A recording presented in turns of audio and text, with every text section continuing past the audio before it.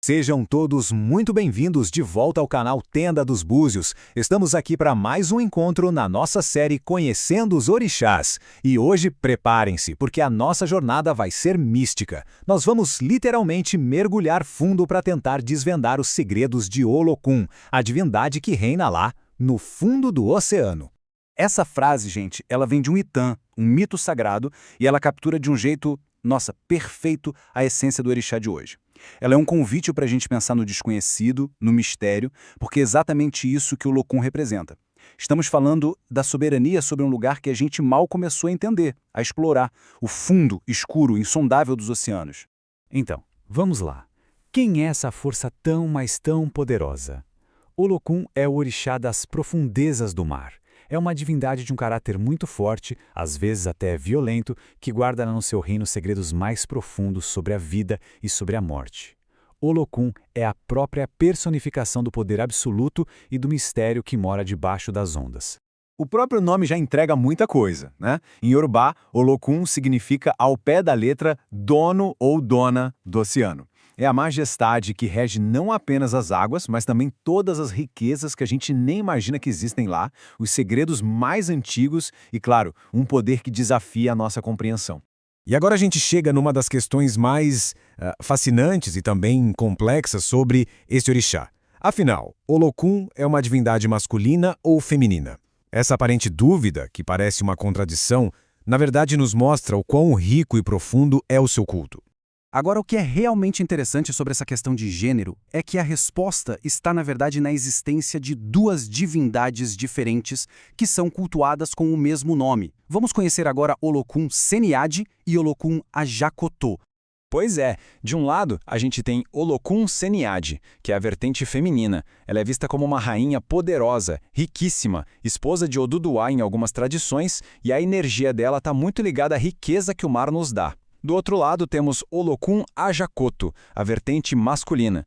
Também um homem imensamente rico e poderoso com um culto muito forte lá no interior da África, que possivelmente se originou com o povo Edo. Mas o ponto principal é o seguinte: não importa a manifestação, as duas divindades são cultuadas para atrair prosperidade, saúde e, claro, abençoar os filhos. Essa dualidade toda acaba nos levando a uma outra dúvida muito comum, principalmente aqui no Brasil. Qual é a diferença entre Olokun e Iemanjá, a nossa grande rainha do mar? As duas governam as águas, certo? Certo, mas os reinos delas são bem diferentes. Vamos esclarecer isso de uma vez por todas. Então, para ficar bem claro, o jeito mais fácil de entender é assim. No candomblé aqui do Brasil, Iemanjá reina sobre a superfície do mar, sabe? As ondas que beijam a areia, aquela parte visível, acolhedora do oceano. Já Olokun, Olokun mantém seu domínio original africano, as profundezas abissais, o território escuro, misterioso, desconhecido. Iemanjá é a mãe que a gente vê, Olokun é o segredo que a gente sente. Eita, que mergulho, hein? Vamos fazer uma pequena pausa para respirar. Para quem está gostando de desvendar esses segredos todos com a gente, não esquece, por favor, de deixar aquele like para fortalecer o nosso trabalho. E claro, se inscreve no canal Tenda dos Búzios, ativa o sininho, porque assim ninguém perde as nossas lives diárias e os próximos vídeos dessa série. Ok, vamos voltar ao poder de Olokun. Além de reger os oceanos, esse orixá tem uma influência, direta nas nossas vidas, principalmente quando o assunto é estabilidade, riqueza e saúde. Agora vamos dar uma olhada em como essa energia toda se manifesta no arquétipo dos seus filhos e filhas. Para a gente ter uma ideia da dimensão desse poder, olha só que interessante. Na sua ferramenta sagrada, Olokun carrega dois espíritos. De um lado, Samugagwagwa, que é a serpente, simbolizando a vida, a transformação, o movimento. Do outro, Akaru, a máscara, que representa a morte, o fim dos ciclos. Isso mostra o domínio absoluto sobre os dois extremos da nossa existência. É impressionante.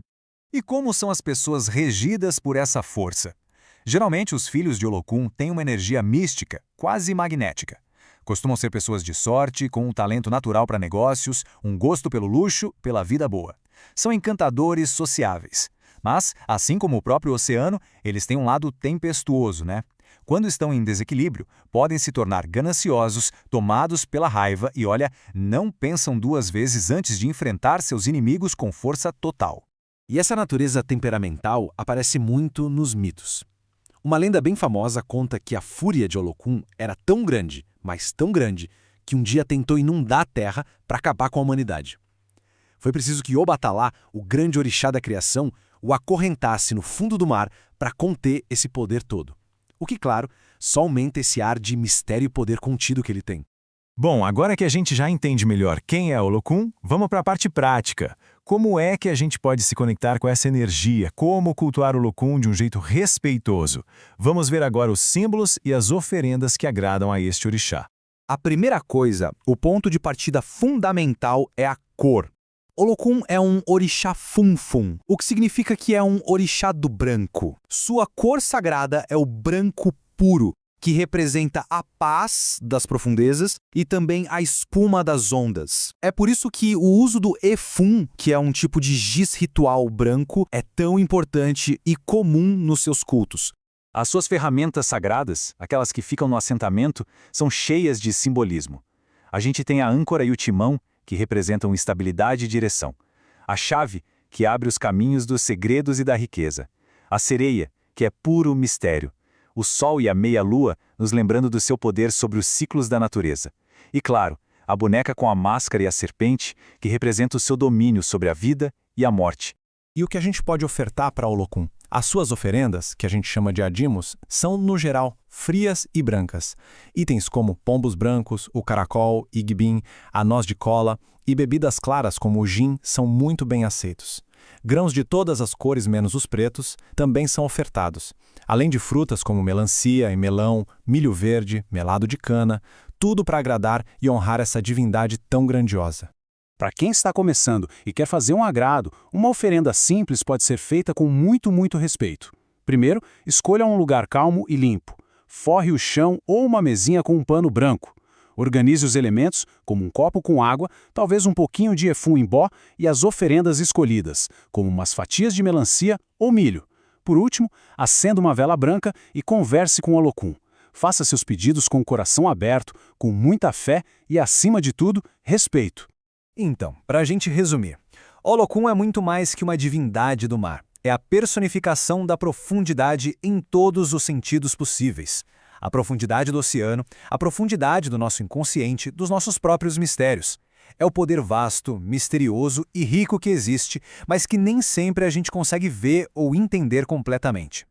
E para quem busca aprofundar o autoconhecimento, encontrar uma orientação para os seus caminhos, aqui na Tenda dos Búzios nós oferecemos o tradicional e ético Jogo de Búzios da Bahia, que é uma ferramenta ancestral poderosíssima para iluminar as nossas questões. Quem sentiu aquele chamado, aquela vontade de saber mais, pode entrar em contato para agendar uma consulta. Vai ser um prazer enorme receber e ajudar através da sabedoria dos orixás.